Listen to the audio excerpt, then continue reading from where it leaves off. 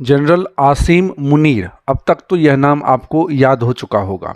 जी हाँ, ये पाकिस्तान सेना का सेना अध्यक्ष है और इन दिनों गीदड़ भभकियां देने में व्यस्त है। भारत और हिंदू बयानों के जरिए वो पाकिस्तानी लोगों का दिल जीतने की कोशिश कर रहे हैं। पहलगाम अटैक से कुछ दिनों पहले इस्लामाबाद में आयोजित एक पाकिस्तानी ओवरसीज सम्मेलन में भी वह हिंदुओं के खिलाफ जहर उगल रहे थे। उसने कहा था कि हम पाकिस्तानी हिंदुओं से हर मायने में अलग हैं। We are different from the Hindus in every possible aspect of life. Our religion is different. Our customs are different. Our traditions are different. Our thoughts are different. Our ambitions are different. That was the foundation of the two-nation theory that was laid there. That we are two nations. We are not one nation. और इसी कार्यक्रम में उन्होंने to nation theory का भी जिक्र किया था, बलूचिस्तान और कश्मीर, और उसने कश्मीर को गले की नस बताया था और उसने कहा था कि हम कश्मीरी भाइयों को अकेला नहीं छोड़ेंगे। Our stance, government stance on Kashmir is absolutely clear. It was our jugular vein. It is our jugular vein. We will not forget it, and we will not leave our Kashmiri brethren in their heroic struggle, what they are waging against the Indian occupation. इसके बाद पहलगाम में पाकिस्तानी आतंकियों ने एक कायराना हरकत को अंजाम दिया और जिसके बाद पूरी दुनिया पाकिस्तान को धिक्कार रही है। खुद को अलग थलग देख पाकिस्तान के सहमे हुए नेता और आर्मी चीफ बेसिर पैर के बयान दे रहे हैं। खैर, ये तो बात हुई एक फेल नेशन और उसकी खराब व्यवस्था की। अब बात करते हैं आसिम मुनीर की। क्या आप जानते हैं कि एक इमाम का बेटा कैसे एक ताकतवर कुर्सी पर बैठ पाया? ऐसा हम इसलिए कह रहे हैं क्योंकि जिस कुर्सी पर मुनीर बैठा है वहां से पाकिस्तान की पूरी सरकार को कंट्रोल किया जाता है। भले ही इस कायराना हमले की जिम्मेदारी पाकिस्तान के टीआरएफ ने लिया है, लेकिन इसके पीछे पाकिस्तानी सेना का हाथ बताया जा रहा है। दुनिया जानती है कि इन आतंकियों की ट्रेनिंग गुलाम कश्मीर में दी जाती है और उन्हें हथियार मुहैया भी पाकिस्तानी सेना के द्वारा कराया जाता है। पहलगाम हमले के बाद पूरा पाकिस्तान हर दिन खौफ में जी रहा है।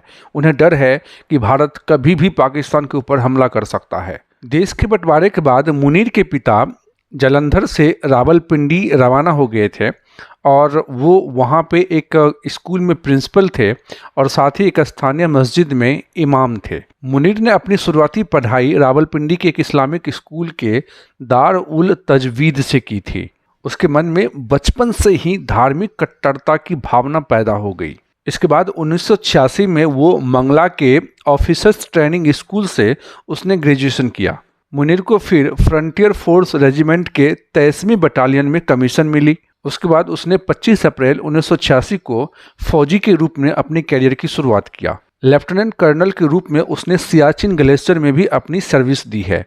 ब्रिगेडियर रहते हुए मुनीर ने आई स्ट्राइक के कोर मंगला के चीफ ऑफ स्टाफ के रूप में उसने काम किया। पाकिस्तान के इतिहास में मुनीर पहला आर्मी चीफ है जिन्होंने पाकिस्तान के दोनों खुफिया एजेंसी आईएसआई और मिलिट्री इंटेलिजेंस के चीफ के रूप में काम पहले कर चुका है। जब मुनीर फोर्स कमांड उत्तरी क्षेत्र में ब्रिगेडियर के रूप में काम कर रहे थे, तब उस वक्त के जो तत्कालीन आर्मी चीफ थे लेफ्टिनेंट कर्नल कमर जावेद बाजवा की नज़र उस पर पड़ी और देखते ही देखते आसिम मुनीर कमर जावेद बाजवा के बहुत खास हो गए और यहाँ तक कि जो आसिम मुनीर है उसको आर्मी चीफ बनाने में कमर जावेद बाजवा का भी बहुत इम्पोर्टेंट रोल था। नवंबर 2022 में बाजवा ने उसे आर्मी चीफ बना दिया। जब फरवरी 2019 में भारत के पुलवामा में अटैक हुआ था, उस वक्त पाकिस्तान के आईएसआई के जो हेड थे वो यही थे, आसिम मुनीर ही थे। और यहाँ तक कि ऐसा माना जाता है कि उस पुलवामा अटैक में भी आसिम मुनीर का बहुत बड़ा रोल था। आसिम मुनीर को जब आईएसआई का चीफ बनाया गया तो उस वक्त पाकिस्तान के प्रधानमंत्री इमरान खान थे और इमरान खान और आसिम मुनीर के बीच बिल्कुल भी पटरी नहीं बैठती थी। दोनों के बीच 36 का आंकड़ा था। इमरान खान के कहने पे आसिम मुनीर का तबादला करवा दिया गया। वजह थी इमरान खान की बीवी। दरअसल आसिम मुनीर ये चाहता था कि इमरान खान की जो बीवी है बुशरा बीबी, उनके खिलाफ लगे करप्शंस की जांच होनी चाहिए और यही वजह थी कि इमरान खान ये चाहते नहीं थे और इमरान खान ने आसिम मुनीर का तबादला करवा दिया।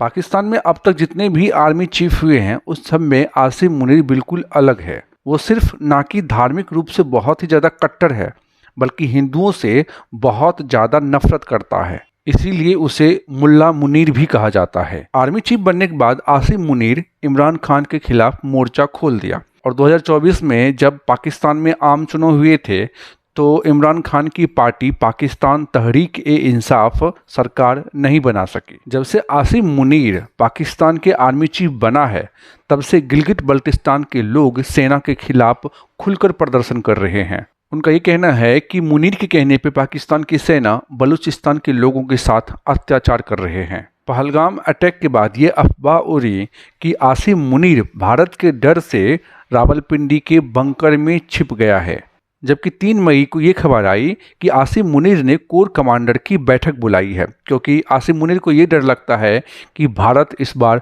कड़ी कार्रवाई करेगी। आए दिन आसिम मुनीर गिदर भभकियां दे रहे हैं कि अगर भारत ने कार्रवाई किया तो पाकिस्तान भी डट के मुकाबला करेगी और कड़ी कार्रवाई करेगी, जबकि सच्चाई तो ये है कि जो पाकिस्तानी आवाम है वो खुद मुनीर के दुश्मन बन गए हैं। जबकि पेंटागन के जो अधिकारी हैं माइकल रूबिन, उन्होंने आसिम मुनीर की तुलना ओसामा बिन लादेन से की है। उनका ये कहना है कि पाकिस्तान को आतंकवाद प्रायोजित देश घोषित किया जाए और आसिम मुनीर को एक आतंकवादी घोषित किया जाए।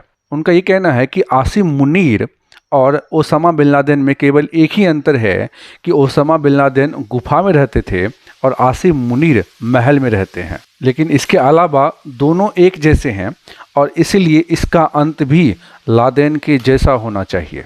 पहलगाम अटैक के बाद कुछ एक इस्लामिक देश को छोड़ करके बाकी पूरा जो विश्व है वो भारत के साथ खड़ा है।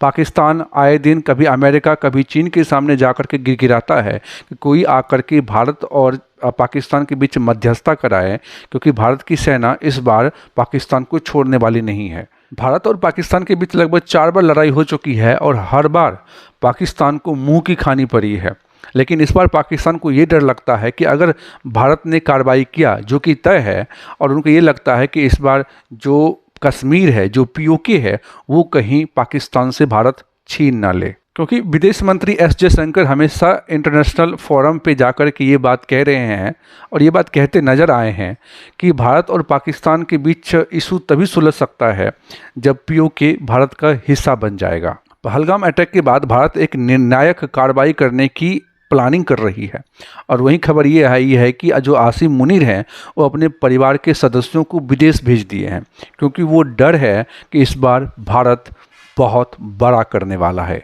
दोस्तों, आपका क्या ख्याल है आसिम मुनीर के बारे में?